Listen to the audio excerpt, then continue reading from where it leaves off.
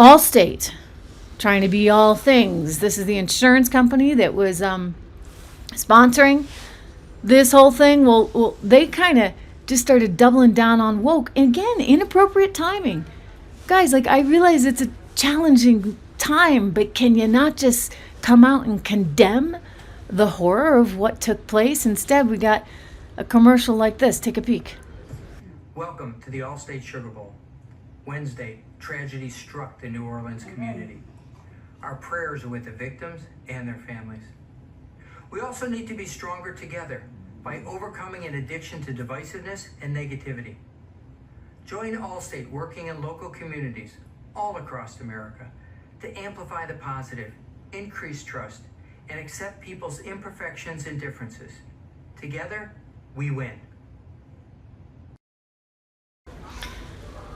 I'll tell you, you got to take a stand.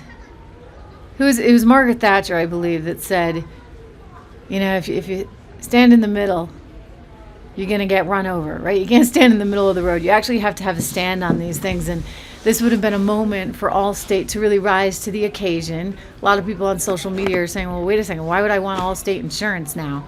I don't really like this company because I don't like what they symbolize. We got to get away from this woke stuff. I mean, it's not as extreme, say, as the Bud Light scenario, but it was an opportunity for them to come out and really condemn the heinous attack.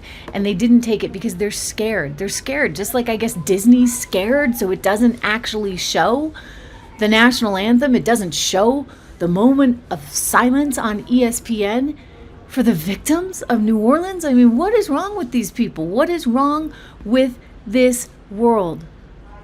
It blows me away. Meanwhile, the media just, keeps trying to pretend like this stuff isn't even happening. It's a very concerted effort, from the commercial that aired by Allstate at the Sugar Bowl to Disney's refusal to air the national anthem and the moment of silence to, this. Do you see this headline right here? Truck rams New Orleans crowd. This is in the Washington Post. In the Washington Post, that newspaper that's owned by none other than now Jeff Bezos. Jeff Bezos, who was just down at Mar-a-Lago the other day with his wife, trying to cozy up to Donald Trump. I guess he made a smart move. He must have seen some polling that Biden didn't get to see, suggesting that, there was no way that Biden was actually going to win that election. And then he told the Washington Post that they couldn't print their editorial saying we need to vote for Biden no matter what. So anyway, this is his paper. He's worth hundreds of billions of dollars. I'm going to give him a piece of advice. Fire your editors. Get rid of all of them.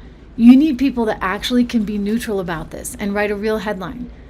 You go over to X, they've actually got real headlines. They would community check this, because a truck doesn't ram itself into a New Orleans crowd. A truck is driven by a jihadist, a crazy person, into a New Orleans crowd. Do you see the difference? You see the distinction? I mean, it's like they're always trying to cover up. They're always running scared. And we can't run scared like this anymore, America. We actually have to be out in front of this. There can't be any tolerance. And the media is all about that. And so it's disturbing to me. Jeff Bezos is going to need to clean up shop. Now, some things have happened. You had that Jennifer Rubin woman. Remember, we had her on the show actually for a soundbite and just a couple days ago. She's out there saying, the media, they're not hard on Trump enough, blah, blah, blah. Okay, I don't know what planet you're living on, lady. But she used to write for the Washington Post. There's the editorial editor that stepped down because that editorial editor was so distraught that they couldn't publish a piece saying go vote for Joe Biden, because Bezos was like, I don't think it's a good idea. The LA Times owner did the exact same thing.